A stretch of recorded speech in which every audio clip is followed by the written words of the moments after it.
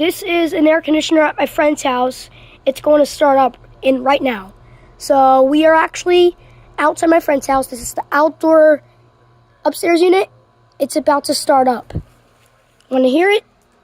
You might hear it because it's about to start up. That one down there just started up. It's the downstairs unit. And it's been a while. I didn't make an air conditioning video, so I wanted to make one again of a startup. This Carrier air conditioner that's from 2011, and it's a 2-ton. So let's see it start up. It's not going to start. Oh, so sorry guys, it wouldn't start. Broken. The air conditioning guy has to come out. Oh, this one's broken, so It burned out.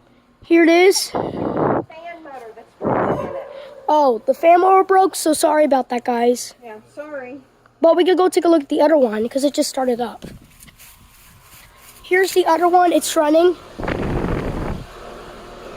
I know the tonnage of this unit because I filmed it a lot before in my life, and it's my second time filming it usually.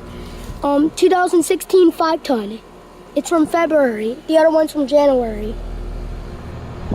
Thank you guys for watching.